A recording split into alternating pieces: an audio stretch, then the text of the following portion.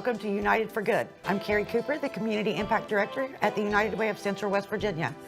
You may think you're a little confused or on the wrong channel, but we decided today to flip the script. Today we're going to interview Margaret O'Neill. Margaret, can you give us a little bit of information about what you see in the future of the United Way? Oh gosh, nothing but solutions. You know, I think we're at a point here in the Kanawha Valley. Our United Way serves 6 counties. We're Kanawha, Putnam, Boone, Logan, Clay, and Braxton.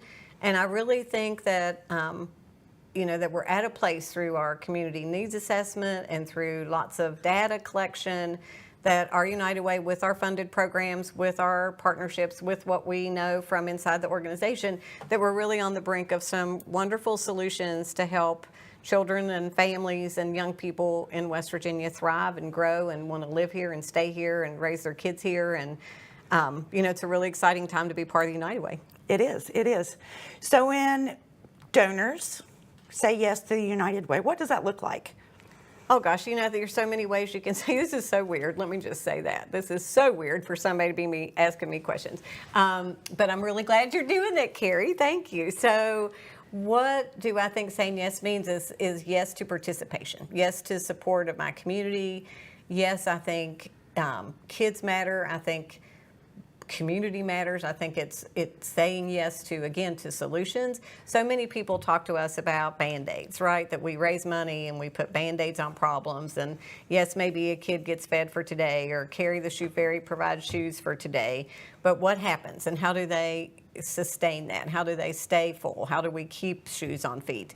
And the only way for us to do that is just to continue to grow programming and to grow education and to make sure people know what the struggles are and to call attention to the struggles. If you've been blessed to, you know, never have grown up in a situation where you were hungry, or never have grown up in a situation where you might not have had the shoes you wanted, it's a big, hairy deal. And so for kids to go to school and not have what they need, or not have the backpack, or not have that, you know, I just say this story because you always ground me, but, you know, we were giving away backpacks and kids were being picky. And I'm like, what the heck?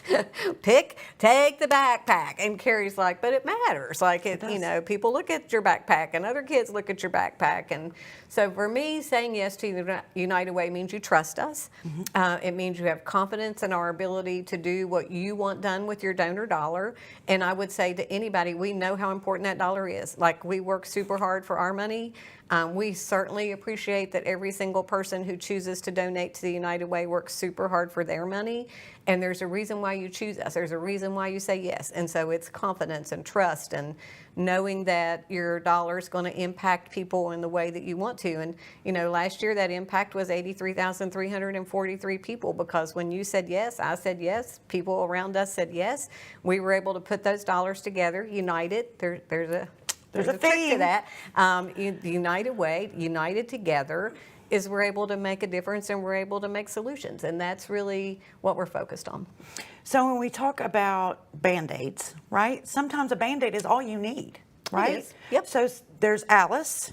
I'm going to let you tell us about Alice. But Alice sometimes just needs a Band-Aid till she can get to her next moment. Sure. So Alice is an acronym, and, you know, we encourage you to learn more. It's a free database, and, you know, we can share that with you at unitedforalice.org. But Alice is an acronym, so it stands for Asset Limited, Income Constrained, but Employed, right? And so my age, as an older person in this kind of community service work, we used to refer to those people as the working poor or the underemployed. And, you know, I remain committed that don't feel good for somebody to look at you and go, yeah, I'm really sorry, Carrie, you are the working poor today. And man, you're like, you go home and you're like, what? But I worked my guts out. Right. And so how's that? Right. Good. And so Alice was created by United Way in New Jersey many years ago to really focus people on why there's a challenge, why a family can't make ends meet, why we have people living paycheck to paycheck, how come kids struggle with food insecurity. And so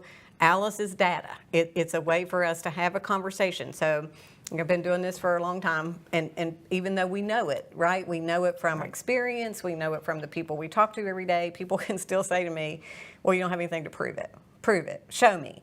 Right? And so the data that we're able to get from Alice is amazing, and it can be looked at by zip code, by congressional district, by community. You can compare our state to other states. And what I love about it, two things I love about it. I love that we can look at a program in Virginia or in a county that might be very similar to Clay County, and they have some wonderful program that's making sure kids get through school on time, or that they get through school able to read. And we can mimic that program in West Virginia in one of our counties, and it costs us nothing to take that model and tweak it and make it our own and bring that to our community. So I love that. And I love that it's trackable. So if we create a program, right, and we look at our data and we go, okay, single female headed households in West Virginia with kids, so mommies, single mommies with kids, or sometimes single daddies with kids, really are struggling right now. In some of our counties, as much as 80% of them are ALICE or below the federal poverty line. So that means they're having trouble working paycheck to paycheck. Every month is those last 3 days of the month are, where am I going to find food? And am I going to have to do, you know, I was talking to somebody yesterday, and it just so hit home because I can remember that. And they were like, on some nights of the week in the later part of the month, we had pancakes because my mom had flour, eggs, and milk, and we could almost always put together pancakes for dinner. And I still love pancakes for dinner because the same thing happened at my house. And so it's just super important for people to remember that that paycheck to paycheck life is nothing but stress. It's stress for the parent. It's stress because the kids know the parent's stressed. It's how am I going to ask for money to go to that school play or to go to something that a field trip, and I know if I ask mom, she's going to say no because we don't have money to eat, not to mention go on a field trip, right? And so that Band-Aid for Alice is that I'm working, right? And I've got a budget, and I'm living by my budget, and I'm doing every single you asked me to do, except something happened. Right. My dog got sick. My kid got sick. My kid's tooth fell out, and I don't have dental care because ALICE families often don't have health care in the jobs that they work, right? Our number one ALICE employee, what they do for a living are cooks. And so if I'm a cook in West Virginia, depending on where that cook might be, there's a really good chance I don't have health care or dental care, not only for myself, but especially not for my kiddos. And so it's that one thing that can put Alice in crisis. Mm-hmm. I got sick. I got COVID. I had to miss 3 days of work. I didn't want to. I didn't feel bad, but my people told me I couldn't come until 3 days were up, right? And so all those things, one thing at a time, just create crisis in families that are living paycheck to paycheck. So because of great funders, not donors, right? So foundations, not Carrie and I as donors, but foundations who look at our work and go, you know what, we really want to support those ALICE families. We really want to make sure that if it is just that one-time Band-Aid, that the United Way has money to support those programs. And so we have that now, thanks to you and our funders. But that allows people to call us. We have a process. It's not a handout by any means, but there's a process. And if they can answer the questions and check the boxes, and we're confident that they're doing everything we ask them to do, then many times we can spend $60, literally, and keep somebody from getting their power turned off or getting their water turned off or having to make decisions about how they're going to eat for a week. And so ALICE is a big focus of our work. It gives us data, and it's trackable. So if we start that program, and I started that sentence and I'll finish it, but if we start that program for single or for moms with kids or for young people who are leaving West Virginia, in 2 more years we're going to get that report again, and it's going to show us if that number went up or down. So so it's not just tossing money into the wind to say, oh, fingers crossed, hope this works. It's 2 years from now, we've been doing this, we've spent this much money on this many people, and we know for a fact that those families are better, or that this programming has kept 25-year-olds or less in West Virginia because we're seeing them working. We've seen an increase or uptick in people that age going to college or going to trade school or whatever it looks like to keep young people in West Virginia. So ALICE is a big focus of our work. If you'd like to know more about that, this is a commercial for ALICE. We'll do a lunch and learn. So was at an organization yesterday. We bring you lunch. We take an hour. I do about 40 minutes on ALICE, give you a chance to ask questions, learn more, and then really talk about how you as an employer can support the people in your organization who may be ALICE, whom you may not even know is struggling with a budget or how they're going to make ends meet, and how we can have that conversation and really help organizations get their folks where they need to be. And so if you're interested in that, just reach out to us at the United Way office, and we're happy to talk about ALICE all day, every day. So if I'm Alice and I'm listening to this conversation right now, how do I seek help if I need it? Yeah, just call us. So I know they put numbers and emails and websites on the screen, but 304-340-3500. We're easy to find. We're on the corner of Court and Smith Street. If you're in Charleston, we're open 8 to 4. You're welcome to come in. You don't need an appointment. And either Carrie, myself, or one of our other team will sit down with you and talk about what your struggle is. I will say that we ask people to be super honest. We need you to tell us for real and true what's happening. And then for real and true, we're going to tell you if we can help you or not. And I won't sit here and say, if you are listening and you go, I'm that mom. I've got 5 kids. I'm working my butt off. I've got 3 jobs. The oldest one's watching the other 4 every night just so I've got somebody in the house. Please help me, right? We need to talk to you. We need to see what the help is, what kind of direction we can give you, how we can support your family, and most importantly, how we can move people out of that paycheck to paycheck range and have a little comfort level that there might be $300 in savings in the bank. So if something bad does happen, I've got a little bit of cushion over here to kind of get our family through that. So please reach out to, if you are listening and you think you're that Alice family, or your water's been disconnected, or your kids are hungry, or you need shoes, we're your first call. And then we're going to try to direct you as best we can to resources that can support your need. So if I'm an employer, right? None of my employees are Alice, but we'll not go down that path. How do I support those Alice families? It's money. It's always going to be money. When people say, how can I support that? We can't do any of the work that we do without funding. We're not a federal agency, so we don't get federal money. We don't get state, just here you go, we love you, you're doing great work. We don't get that. The majority of our dollar comes from donations. Most of them, people like you and I that do $2, $3, $4 a paycheck that we can keep within our budget and still take care of our people and know that that money's all going into a pot to take care of a bunch of others. But if you're a larger company, and maybe this is the first time, you're flipping the channel and you're like, oh my gosh, there's that big mouth blonde Margaret talking.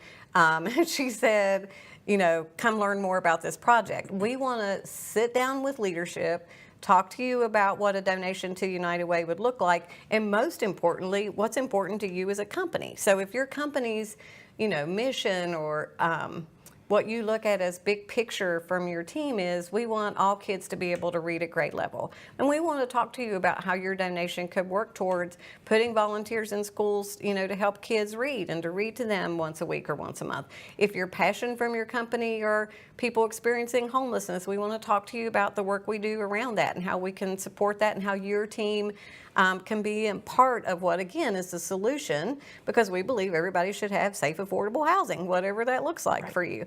And so we tailor, that's the best way I can say that. We really try to tailor what you want and what's important to your company to how our programming works and how we can make both of those things come together and make everybody happy. So I think the United Way is fabulous, obviously. Yeah, me too. But I'm an employer, right, of another organization. How can I manage to get my employees behind that mission as well? So volunteers, I think, are the best way to get people involved. And, we're just recently coming off of our 19th annual Day of Caring. So if you're not familiar with that, on the 3rd Wednesday of September every single year, for what has been 19 years, our United Way gathers volunteers and projects, and we turn people loose in the community for a day. So Day of Caring t-shirt colors this past week were lilac, kind of a light purple, and they were beautiful. And as I left the house that morning, my husband said, there's going to be purple shirts all over Charleston today. And I'm like, not just Charleston. There were projects in all 6 counties. Over 1,000 volunteers. A project still going on today. If you'd like to know how to get involved in that, we still have a virtual project open where people are collecting some things for Charleston Canal Humane Society. We've just really had a kind of a tough year, and we really want to support them, so we're gathering stuff to take care of them. But people come and volunteer on Day of Caring, and then they go, well, this feels really good. I didn't have to spend a dime, and all kinds of things happened today. Good stuff happened today. We saw people pack bags for kids, and we saw people clean trails, and we saw work at Canal State Forest, and all those things, because the community matters. So we fund programs, lots of them, but we also participate with people that we don't fund through things like volunteerism, right? So as we sit here today, there's, how old is our little Amelia? She's 8th grade, maybe? 14-ish. So 13, 14 is volunteering at the office because she needs volunteer hours for her school. So we're starting them out young, right? She's coming. This is her second time, I think, that she's, excuse me, been a part of our United Way. So she's volunteering her time, and she's from a household that maybe doesn't struggle, right? Or doesn't struggle as often as others, but she's learning, and she's learning to be compassionate and empathetic and all the things that we want kids to grow into as adults. And so the best way I always think to get started and really find your passion is to pick some place to volunteer. We hope you'll pick us. There's always something to do. Always.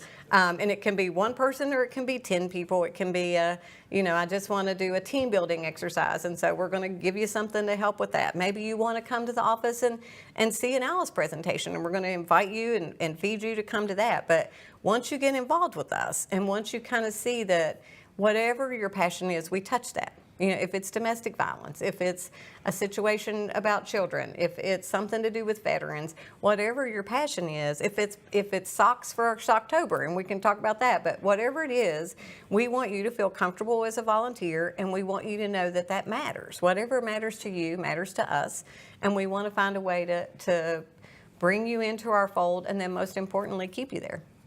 Agreed. So we talk about seasons in our office. It's such and such season, it's this season, it's that season. What season is it right now? Well, sometimes it's duck season, as you can see the ducks. Sometimes it's dancing season when there's mirror balls, but this is campaign season. And so this time of year is when the United Ways across the state and across the country really focus on our message to the community. And we call those workplace campaigns, sometimes where we can come to your workplace and in a much shorter version than what you're hearing with Carrie and I today, but in a much shorter version, what the United Way does, what it means, and how your organization can get involved. And the main meat of our money comes from October, November, and December, where we're able to come to companies, and then the first pay period in January, payroll deduction starts coming into our United Way, and most often the employee's forgotten that they even did it, right? It's a pre-tax deduction from your paycheck. Sometimes you see a 3-cent increase on your paycheck, and you're like, where did those 3 extra pennies come from? Well, it's because you made a donation to the United Way. You don't miss it, but we feel it. We feel every penny of it, and what mattered to me, so I'll tell this story really quickly. I had always wanted to be a charitable donor. I'm an only child. I watched my mom write checks. I'm like clean the church, all the things, right? And so I get to adulting, and I've got my first kind of big girl job at a radio station, and going to be a charitable donor. Christmas comes, I like shoes, I buy myself shoes, no charitable donation, right? Not a very good person. Not a very good person, but true story. And so I go to work for this radio station, and our employee benefit time, which a lot of companies have, where they talk to you about if you want to increase or decrease your deductions, or if you have to fill out new insurance forms. We're sitting in this big meeting, and they let this lady come and talk about the United Way. It was 1990. It was the first time I'd ever heard those two words together at the same time. I had no idea what the United Way was. And this lady gives this presentation, and she goes, the radio station lets you do that through payroll deduction. And I'm like, what? And she's like, yeah, they take $1 or whatever, $2, whatever you want out of your paycheck, and you become a charitable giver. And that was the most amazing thing to me. And I started doing payroll deduction in 1990, and I still do it today. It's the easiest way for me to make my annual contribution to this organization. And so I just challenge you if you're a company. So sometimes companies say to me, I don't want to make them. Well, I'm not going to make them, and you can't make them. That's the first thing I would tell you. You can't make somebody full with their paycheck. No. But what we want to give them is an opportunity. Right. And when I didn't have it, I felt bad. Sometimes people feel bad because they can't make that contribution. So I say to employers, why are you stealing their joy? Like, if you can give $100 as a company, and they want to give $2 as an individual, how come you get to feel good but you don't want them to? Right. And so for me, as someone who would say to any business owner or leadership, what would keep you from at least letting them hear about us? Because here's why. We start out with, let's talk about West Virginia 211 and how you can get resources. Let's talk about Alice and how some of your, because we go talk to companies. I was at one yesterday when the majority of the people I was having that conversation with, I knew were living paycheck to paycheck or less, right? Really struggling. And so we focused on, here's what we can do to help you. If you're in that situation, you need to call us for this. If you know somebody in your neighborhood or in your church or in your community that's really struggling, here's how you can reach out to United Way. And the very last thing we talk about is if and only if you are able and capable, and it's not going to take away from your family, and you want to make that charitable contribution, here's the easiest way for you to do that. So I don't know why people wouldn't want to hear about what we can do, and I promise there's no pressure. Nothing bad happens. If you look at me at the end of the day and we had 100 people in the room and not one person gives $1, God bless you. We're off to the next one. Right. But at least they know, and at least they know if they need help, who they can reach out to. I feel very blessed to have the ability to give a $1 a paycheck. Yeah. And I appreciate the fact that your mother taught you early. She tried. God bless her. She tried. She did. She did. She taught you early. So let's talk about the next season, right? We're in campaign season right now, so it's workplace campaign season. What's next? Oh, well, so in conjunction with campaign season, October falls right in the middle of that. So we do Socktober. Right. Socks are amazingly versatile piece of clothing. And so from it being gloves when it's really, really cold, to double socks if your feet are freezing, to other things that people use them for out of creativity and necessity, socks are huge. And then you know as well as I do, when the Carry the Shoe Fairy delivers shoes to children, they get clean and new socks to go with those clean shoes. But we also do adult socks. And they are one of the biggest requested items at any homeless shelter or any shelter. And so we can share those with our agency partners and make sure everybody's got socks through the season. We can label a barrel for you and bring it to your company so that everybody can throw in a pair of socks. And sometimes that's another easy way to kind of get involved with us, right? It's not asking you for money. Exactly. Right. But you might be at Walmart or Dollar Store and you see tube socks for $2, and it's like, oh, I can do that, and I'll take that and I'll throw them in the barrel at work, and then I've contributed. Again, I feel better because I've made a contribution back to our community. So Socktober is Socktober. Right. We're right in the middle of Christmas Bureau season. Yes. So pretty please, if you're passing through and you see us and you have children and you are concerned about how you're going to meet Christmas needs, you can't wait till December. I know it's hard. We know it's hard. We know right now you're focused on whatever's happening in school that happens in October, and you've got to worry about testing and making sure your kid has whatever they need. But we can't wait till December to talk about Christmas. So give them the basics on when they need to get that application in. Before October the 7th. So it's we right are now. Upon it. It is right now. So you need to go to the United Way, CWV.org, and under the How We Help tab, you will find the Christmas Bureau. Go straight to that site and apply now. Okay, and if you have any questions about that, call the office, and Right. we're going to get you through that. If you don't have internet, we're going to get you through that. If you're challenged with, I can't maybe read that word, or I don't understand what they're asking me for, don't hesitate to call, and we're going to walk you through that. But if you need Christmas assistance, the time is now, and there are lots of great organizations that work with us in the Christmas Bureau to prevent duplication, right? So we want to serve as many families, as many kiddos as we can, and using that application process to make sure that we are touching as many people as we can is the best way to do that. So please, please, please go through and fill out your Christmas information. And then we also are approaching cold weather, although I detest it and don't want to talk about it. We'll be having cold weather drives, right? And so starting when it gets about 40 degrees, so whatever that looks like, if it's November or whatever, we put a coat rack outside of our office. Again, we're on the corner of Court and Smith Street. And the rack says, if you need one, take one. If you have one, leave one. And we literally give away hundreds of coats every year.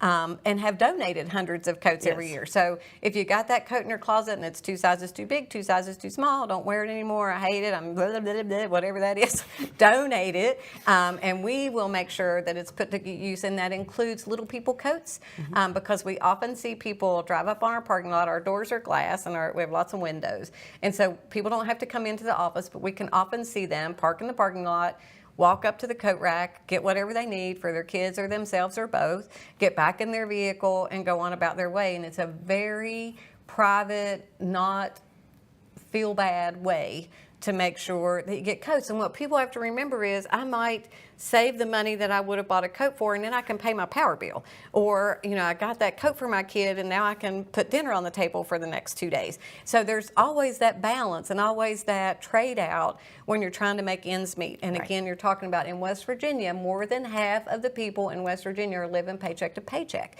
And so that's the struggle is real, right? And so you got Socktober, you got Christmas, you've got cold weather drive, and then on December the 11th, we'll be announcing season 4's cast of Dancing with the Stars. And so it is season 4, right? Yes, ma'am. Season 4. And so that'll be coming up in May. So if you don't know that there's something to do every minute of every day at the United Way, let me just tell you, there is. It is continuous. It is. It is continuous. It is continuous. Our seasons move about like West Virginia seasons. We may have all 4 in one day. That's exactly right. Let's talk about the best place to study us, right? So we were told one time by a donor, I Googled you this morning. What is the best place for them to go to look? Well, you can do that. I about had a heart attack, I won't lie. Because if you know the internet, the Google could be anything from a United Way from Timbuktu to Alaska. And so what she ended up with was United Way Worldwide, which is great. We are a member of the United Way Worldwide family. It is the most recognized nonprofit brand in the world. So if you're wondering about trust, people trust us. And so, and I will just say that's in disaster too, right? And so we're approaching, a hurricane. We've seen all those things, and it always makes me cry. It always touches me that I'll be watching a news story and somebody on the news story will say, and if you need something, you call your local United Way. And if that's Hawaii, or if that's somewhere in the Gulf Coast, or if it's here in West Virginia when there's a flood or a tornado or a fire at the Regal apartment house, or the West Side loses gas for 3 weeks, or whatever that disaster is, your United Way is also those people. And are. so Google us if you want to, but the best way for me, because we are autonomous in the work that we do in our 6 counties, is reach out to us. I'll come see you, make an appointment, you come see us, I'll buy you a cup of coffee. We aren't going to lie to you, and we're not going to get mad if you don't say exactly what we want you to say, because the whole point of a conversation, right, is you going, well, I think you do blah, and me going, well, I get that, but we don't. And we have a wonderful CFO, and I tell people every day, if you want to know where your money's going, come see us, and I'll take you to him, and we're going to show you exactly penny to the penny how we spend your money and where your money goes, and that you can safely make that contribution and know that you've done what you wanted to do with your hard-earned dollar, and again, that it's going to do the work you want done. Thank you, Margaret. I hope that we welcome. have spread a new light on some of the things that we do at the United Way, not just a specific program, but the umbrella of. Thank you to the West Virginia Library Commission for allowing us to tape here every week. Thank you, Margaret. And if you have questions, you can visit us at our website, which is unitedwaycwv.org, or you can call us at 304-340-3500.